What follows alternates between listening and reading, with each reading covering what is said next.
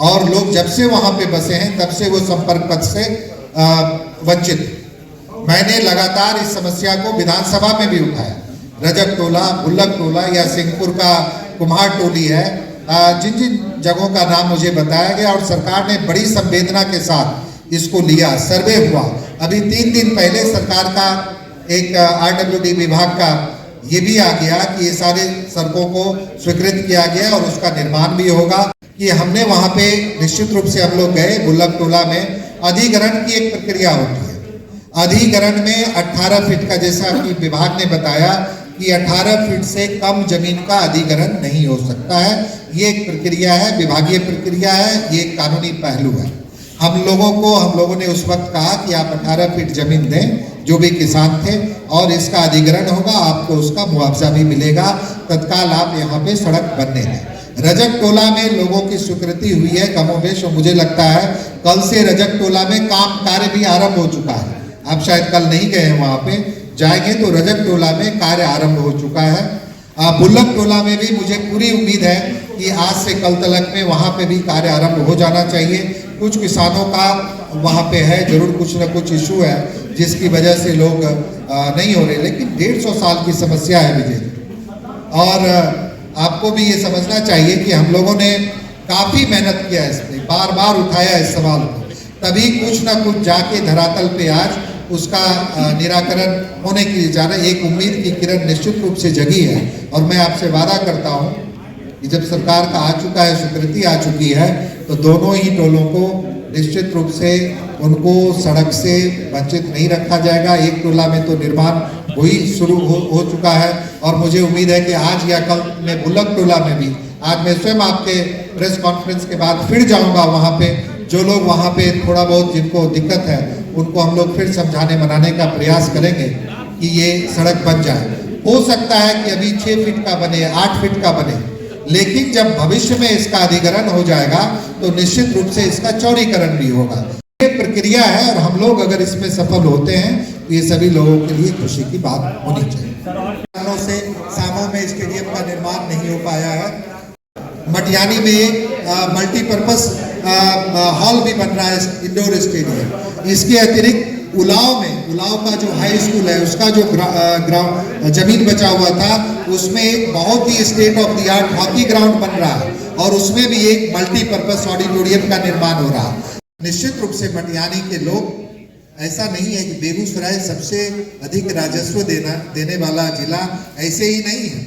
सबसे अधिक प्रति व्यक्ति आय वाला जिला भी ये इसीलिए नहीं है पटना के बाद, जो भी बात मैं कर रहा हूँ, और ये होती रहेगी। और मेरे मुंह से आप जो कुछ भी सुनना चाहते हैं वो आज इस प्रेस कॉन्फ्रेंस में आप नहीं सुन पाएंगे।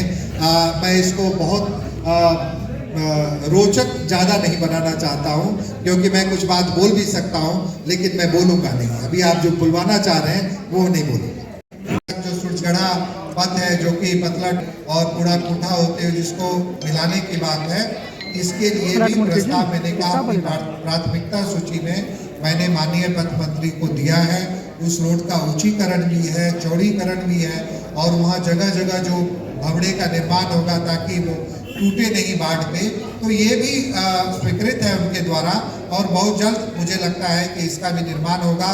और इस बजट सत्र में आप देख लीजिएगा, मैं एक बार पुनः माननीय मंत्री का विधानसभा के सदन से इन दोनों चीज़ों पे यदि घोषणा नहीं होती 18 को तो पुनः उनको बाध्य करने का प्रयास करूंगा। ये दोनों चीजें भी मटियानी को मिले। पहले हुआ था कि इसी रनवे को विस्तारित किया जाए, लेकिन यहाँ हमारे रनवे का साइज छोटा है और अगर इसको विस्तारित किया जाता है, रनवे के साइज को बढ़ाया जाता है तो रिफाइनरी के वॉल तक वो पहुंच जाता है।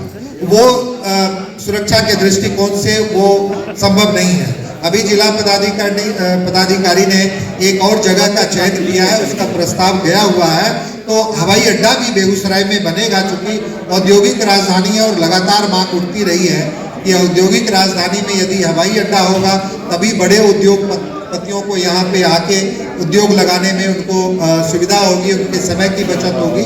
तो सरकार की मंशा में ये है और बहुत जल्द ये भी हो जाना चाहिए।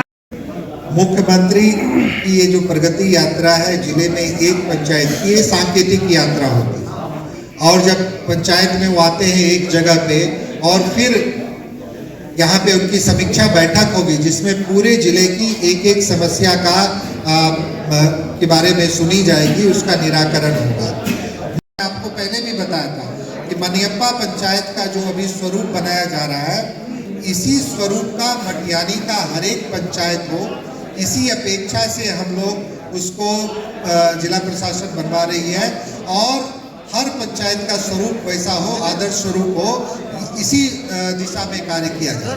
मैंने कभी इस ओर न प्रयास किया और ना मैं इस ओर दिमाग लगाता हूँ। मंत्रिमंडल का विस्तार मुख्यमंत्री का अपना विशेषाधिकार होता है, वो जिसको योग्य समझते हैं, जो उनके सिस्टम में फिट होता है वो बनता है। हम लोग इस ओर ध्यान नहीं दे रहे हैं। मेरा उद्देश्य मात्र मटियानी की सेवा करना और मटियानी के विकास के लिए कार्य करना है।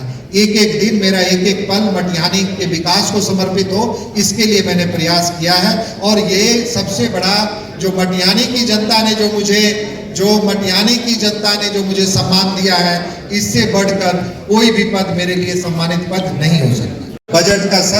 बजट के सत्र में गैर सरकारी संकल्प के माध्यम से मैंने जो अपना संकल्प दिया था, वो बेगूसराय को परमंडल बनाने का ही मेरा वो संकल्प था। सरकार ने इस पे काफी सकारात्मक सरकार का रुख है और परमंडल की दिशा में सरकार आगे बढ़ चुकी है। आप जानते हैं आज डीआईजी का ऑफिस बेगूसराय में बन चुका है। डीआईजी यहाँ पे बैठते हैं, लेबर कमिश्नर बैठते हैं, अन्य भी परमंडल स्तरीय कार्यालय यहाँ पे धीरे धीरे खुल रहे हैं। और जो परमंडल फुल फ्लेजेड परमंडल की बात है, वह सावे परमंडल के अभियानी भी यहाँ पे लोग हैं। सब लोगों के सहयोग से, प्रयास से हम लोग इस दिशा में भी निश्चित रूप से प्रगति भी करेंगे और इस सफलता को भी प्राप्त करेंगे।